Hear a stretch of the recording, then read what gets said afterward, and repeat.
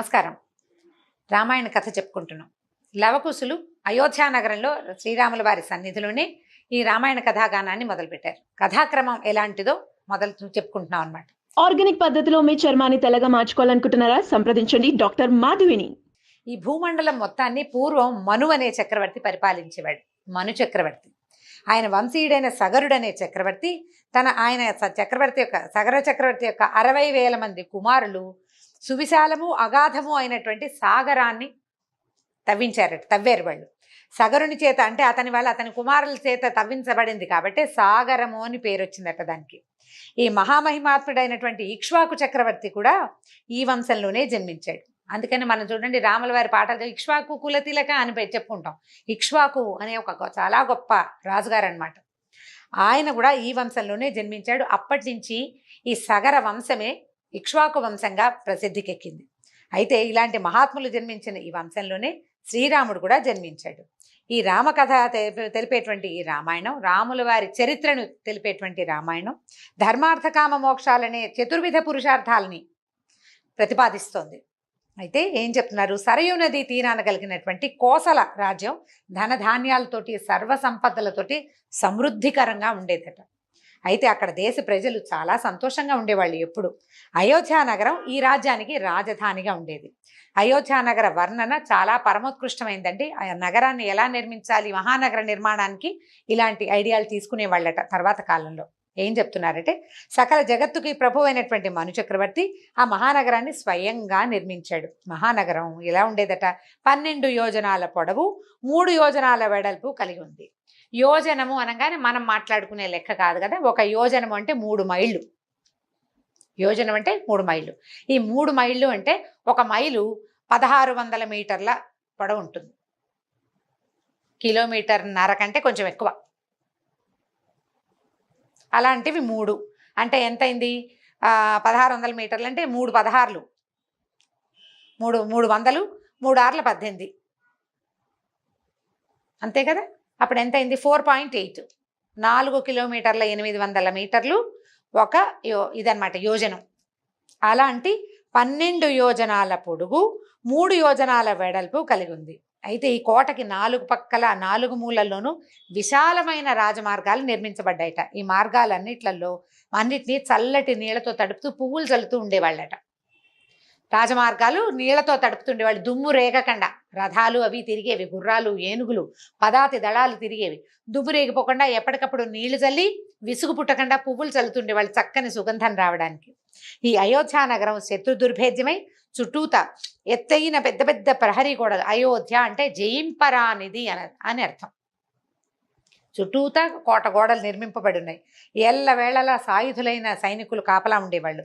ప్రహరీ గోడకి బయట చాలా పెద్దది, సువిశాలంగా అగాధమైన అంటే బాగా లోతైనటువంటి అగర్తలు కందకాలు తవ్వి దాని నిండా నీరు నింపి ఉంచేవాళ్ళు. అంటే కోట గోడ దగ్గర కూడా ఎవరు రాకూడదనమాట. రాకుండా బాగా ముందుకి మనం పాత సినిమాల్లో వాటిల్లో కనపడుతుంటాయి చూడండి. ఇవాళ రేపు చూసిన సినిమాల్లో కూడా కొన్ని ఉన్నాయి. ముందుకి ఉంటుంది. గోడని ఈజీగా అప్రోచ్ అవ్వలేరనమాట. తలుపుని కూడా అప్రోచ్ కాలేరు. ఈ తలుపు తీస్తేనే ఈ అగర్తని మీదకి ఆ తలుపు వస్తుంది. లోపలికి నడిచి రాగలుగుతారు. తలుపు తీయకపోతే ఈ కోట గోడలు దాన్ని ముట్టుకోవడానికి కూడా అవకాశం లేదు. అలా ఉండేది.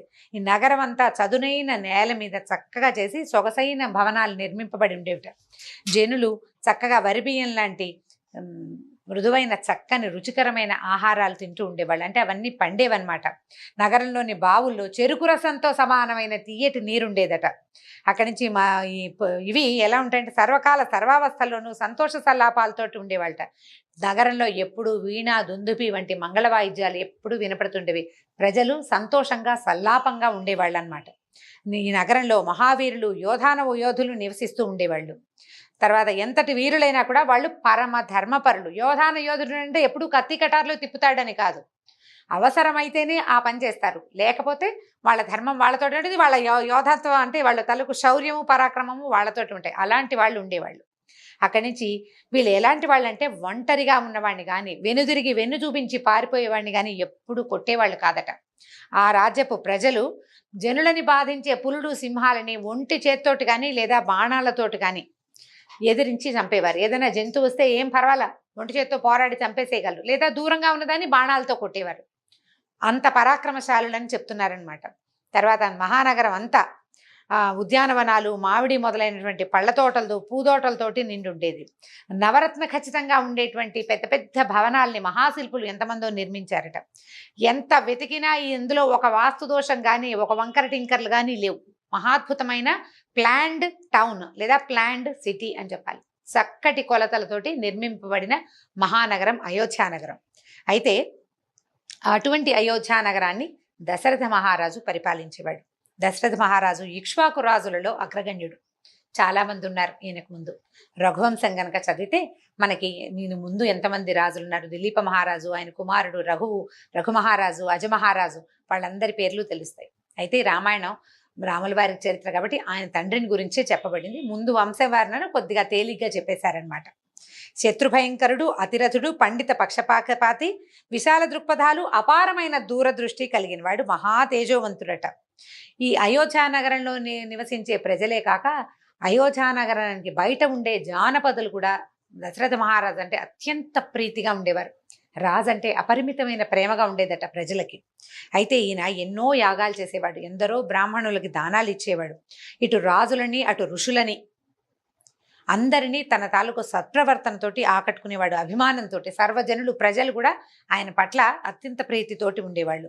అంటే మిత్ర సంపద కలిగిన వాడని చెప్పాలి. సంపదలు ఉన్నాయి, దాంతోపాటు బంధుజ మిత్రప్రీతి అంటే వాళ్ళ స్నేహితులు ఎక్కువగా ఉండేవాళ్ళు. మన మీద ప్రీతి కలిగి ఉన్నారంటే వాళ్ళు మన మిత్రులని కదా అర్థం. అయితే ఈయన చాలా సంపద కలిగిన వాడు.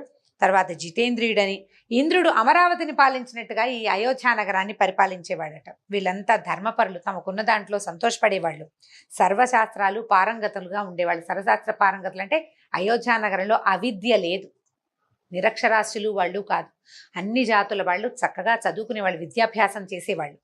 తర్వాత ఆ ఊళ్ళోట ఎలా ఉండేవారంటే లోభి కానీ, కాముకుడు కానీ, విద్యావిహీనుడు కానీ, నాస్తికుడు కానీ కాగడా వేసి వెతికినా కనిపించేవాళ్ళు కాదు. అంత ఉత్తమ గుణాలున్న పురజనులు కూడా ఉండేవాళ్ళు అనమాట. స్త్రీలు పురుషులు ధర్మపరులు, ఇంద్రియ నిగ్రహం కలవారు, పవిత్ర భావాలు ఉండేవారు. ఆ ఊళ్ళో బంగారం ధరించని వాళ్ళు కానీ, భోగభాగ్యాలు అనుభవించని వాళ్ళు కానీ, పూలమాలలు ధరించని వాళ్ళు కానీ, చందన తాంబూలాదులు సేవించకండి అంటే చందనం ఒంటికి రాసుకోవటము, తాంబూలం నోట్లో సేవించడం చేయని వాళ్ళు కానీ ఉండేవాళ్లే కాదు. అందరూ సుఖ సంతోషాలతోటి హాయిగా ఉండేవాళ్ళు అనమాట. అయోధ్యలో అందరూ అగ్నిహోత్రం చేసేవాళ్ళు, నిత్యాగ్నిహోత్రులు. యాగాలు చేయటంలో ఉత్సాహం చూపించేవాళ్ళు. బ్రాహ్మలందరూ వేదాధ్యయనం చేస్తూ నిత్యకర్మల్ని ఆచరించేవాళ్ళు. దానాలు స్వీకరించడంలో ఆసక్తి లేదు వాళ్ళకి. దానం విడిగా తీసుకోరు, రాజుగారు ఇచ్చినప్పుడు తీసుకోవటమే తప్పిస్తే రాజే బ్రాహ్మణ పోషకుడుగా ఉండేవాడు తప్ప ఇతరత్రా దానాలు తీసుకోవాల్సిన అవసరం లేదు. వాళ్ళ నిత్యానుష్ఠానమే, కర్మలు నిర్వహించుకోవటమే. దానివల్లే రాజుకి మేలు జరుగుతుంది, దేశానికి మేలు జరుగుతుంది, భూమి సస్యశ్యామలంగా ఉంటుంది. బ్రాహ్మణుడి నిత్య కర్తవ్యం అదే ఆ రోజుల్లో. ఆ ప్రకారమే ఉండేవాళ్ళు. అయితే రాజభక్తి లేని వాళ్ళు కనపడే వాళ్లే కాదు, అందరూ రాజభక్తులేనట. అయోధ్యలో అందరూ దైవభక్తి కలిగిన వాళ్ళు, ఉదారులు, కృతజ్ఞులు, శూరులు, ఎన్ని గుణాలు చెప్తారోనండి. అందరూ మంచి వాళ్ళే. ఒక్కళ్ళు కూడా ఈ కళ్యాణ గుణాలు లేనివాడు, ఉత్తమ గుణాలు లేనివాడు, వీడేమిటి ఇలా ఉన్నాడు లాంటి భావన కలిగించే వాళ్ళు ఎవ్వరూ లేరట. ఈ రకంగా ఈయన అన్ని విషయాల్లోనూ అంటే రాజుని బట్టి కదండి ప్రజలు. రాజు సరైన వాడైతే ప్రజలు సరైన వాళ్ళుగా ఉంటారు. సరిగా లేని వాళ్ళని రాజు సరిచేస్తాడు. ఒకడు దొంగతనం చేస్తే రాజు వాడికి వలసిన ధనం ఇచ్చి, నాయన దొంగతనం చేయొద్దు, నువ్వు హాయిగా ధైర్యంగా ఉండి నేను పోషిస్తాను, నువ్వు ఈ పని చేసుకో, నేను నీ పోషణ భారం నాదంటే ఇక వాడు దొంగతనం ఎందుకు చేస్తాడు? ప్రతి వాళ్ళని పోషించేవాడుగా రాజు ఉండేవాడు. అయితే ఈ ఇన్ని రకాల లక్షణాల వల్ల ఈ అయోధ్య నగరం తన పేరుకు తగినట్టుగా ఉండేదట. అయితే దశరథ మహారాజుకి 8 మంది మంత్రులు ఉండేవాళ్ళట. అశేష ప్రజ్ఞావంతులు, ప్రతి వాళ్ళు రుజువర్తనులు, ప్రభుభక్తి పరాయణులు. ప్రజలు ఎంత బ్రహ్మాండంగా ఉన్నారో మంత్రులు కూడా అదే బ్రహ్మాండంగా ఉండేవాళ్ళు. ప్రజల్లో ఏదైనా చిన్న చిన్న తేడాలు వస్తే వీళ్ళు వెంటనే కనిపెట్టేసేవాడు, సమర్థత కలిగిన వాళ్ళు. ఆ చిన్న తేడాని వాళ్ళు సరిచేసేసి మళ్ళీ ఆ తేడా రాకుండా చూసుకునేవాళ్ళు అనమాట. పేర్లు చెప్పుకుందామండి, అంటే పెద్దగా కథకు అవసరం లేదు, కానీ ఇలాంటి ప్రత్యేకమైన విషయాన్ని చెప్తే జ్ఞాపకం పెట్టుకుంటారు, పిల్లలకి తెలుస్తుందని చెప్తున్నాను. దృష్టి, జయంతుడు, విజయుడు, సిద్ధార్థుడు, అర్థసాధకుడు, అశోకుడు, మంత్రపాలుడు, సుమంత్రుడు, వీళ్ళంతా మంత్రిమండలిలో ఉండేవారు. ఈ సుమంత్రుడి పేరు మనం తర్వాత కథలో కూడా మనకు కొన్ని చోట్ల బాగా కనిపిస్తుంది. మిగిలిన వాళ్ళ సంగతి మంత్రిమండలి అంటారు, కానీ సుమంత్రుడు దశరథ మహారాజుకి మిత్రుడు కూడా. ఆయన ఎక్కువ ప్రీతిపాత్రుడు, దగ్గరగా ఉండేవాడు అనమాట. దశరథ మహారాజు అవే కాకుండా వీళ్ళ వంశశ్రేయస్సును కోరేటువంటి వశిష్ఠుడు, వామదేవుడు అనే ఋషి సత్తములు కూడా ఇందులో ఉండేవారు. బ్రహ్మర్షి అయిన వశిష్ఠుల వారే ఈ వంశానికి కులగురువు. అన్ని చోట్ల ఆయనే వీళ్ళకి సలహా సంప్రదింపు, మంచి మాటలు చెప్పటం ఉండేది. తర్వాత ప్రజలు వీళ్ళందరితో కలిసి వీళ్ళందరి సలహా సంప్రదింపులు, మంచి మాటలు, ఉపదేశ మార్గాలతోటి దశరథ మహారాజు రాజ్యాన్ని అద్భుతంగా పరిపాలించేవాడు. ప్రజలని తన కన్న బిడ్డలుగా చూసేవాళ్ళు. అన్ని సమస్తమైనవి జరిగి ఎలా ఉందంటే ఈ అయోధ్య నగరం ఇంత కాపల, ఇంత తెలివైన వాళ్ళు, సమర్థులైన వాళ్ళ పాలనలో ఉండటం వల్ల అయోధ్య బయట కూడా కొన్ని యోజనాల దాకా ఎవ్వరూ శత్రువులు ప్రవేశించే వాళ్ళు కూడా కాదు. అంత సమర్థంగా, అంత జాగ్రత్తగా రాజ్యపరిపాలన చేసేవాళ్ళట. వీళ్ళంతా యుద్ధంలో ఆరితేరిన వాళ్ళు, యుద్ధ నీతిజ్ఞులు. ఇలాంటి పరిస్థితిలో ఉండేటువంటి దశరథ మహారాజు బహుముఖ ప్రజ్ఞాశాలి, చాలా గొప్పవాడు. కానీ ఆయనకి చాలా వృద్ధాప్యం, పెద్ద వయసు వచ్చేదాకా సంతానం కలగలేదట. అయితే ఈ సంతానం కలగట్లేదని ఈయన ఏం ఆలోచించుకున్నారంటే అశ్వమేధ యాగం చేయాలనుకున్నారు. ఆ రోజుల్లో ఏదైనా ఇలాంటి సమస్యలు ఉన్నవాళ్ళు ఈ యజ్ఞయాగాదులు గురువుల అనుమతితోటి చేసుకునేవాళ్ళు. ఈ అశ్వమేధ యాగం చేద్దామనుకుని సుమంతుడికి ఏం చెప్పారంటే, నేను అశ్వమేధ యాగం చేయదలుచుకున్నాను, మనం వెంటనే మన గురువులని, పురోహితుల్ని పిలిపించమని చెప్పారు. అప్పుడు ఏం చేశాడట సుమంతుడు, సుయజ్ఞుడు, వామదేవుడు, జాబాలి, కాశ్యపుడు, వశిష్ఠుడు మరియు మరికొంత బ్రాహ్మణోత్తముల్ని వెంట పెట్టుకుని దశరథ మహారాజు దగ్గరకు వచ్చారు.